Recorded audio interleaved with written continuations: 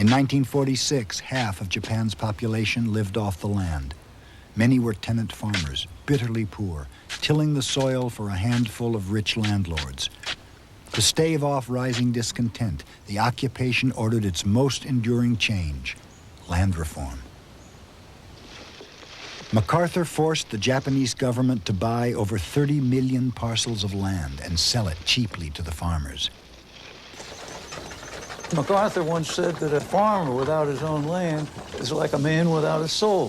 Nozaka, who was one of the leaders in the Communist Party, told me personally that the land reform had undermined the Communist Party because peasants who would otherwise have been adherents to the communist principles had become capitalists. Land reform created a new class of conservatives in Japan. Labor reform set free more radical elements. Labor unions were established very quickly.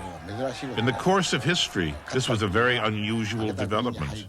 A country that wins a war occupies the nation it has defeated and installs independent labor unions.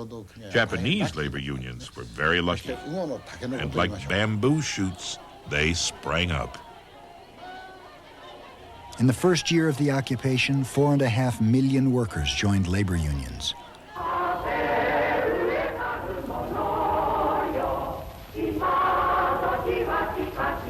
For years, wages and union activity had been suppressed by the military and the zaibatsu. Now, with unemployment and inflation rising, workers were ready for more radical action.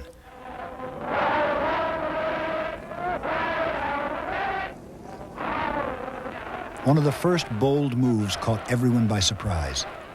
Late in 1945, rail workers seized control of the Tokyo train and trolley system and let everyone ride for free.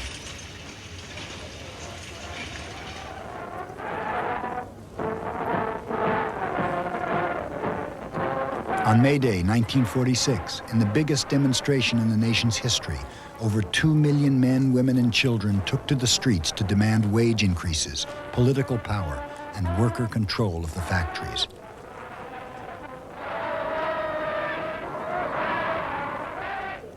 By the fall, over 100 strikes hit Japanese industries, from newspapers to car factories to movie studios.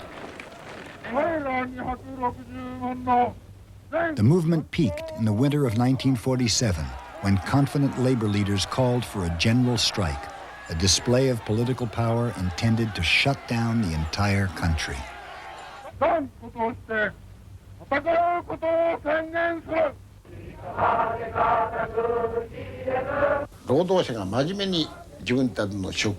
The February 1st general strike, from the point of view of most workers, was an attempt to help them eat better and get higher wages.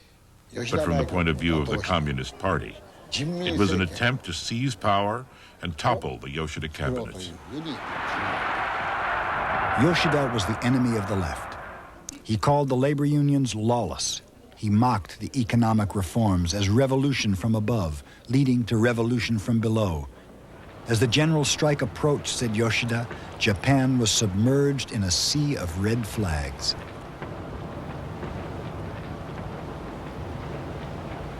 The plan was to make this the biggest strike the world had ever seen. Every union had agreed to participate in this general strike. All the factories, all the offices would have been shut down. All of Japan would have been a ghost town. Some members of the occupation worried that democracy was going too far. Concerning the occupation, especially among General Willoughby and his people, the communists were gaining control of the labor unions, and there was some truth to that.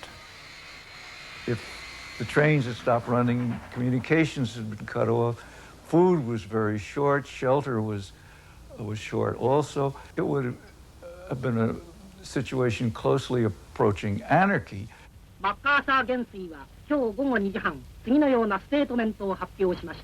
MacArthur banned the general strike.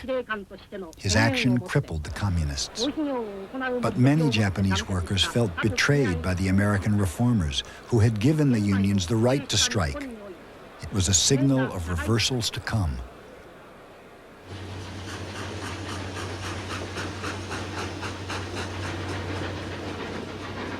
By 1947, events outside Japan were starting to change the course of occupation policy.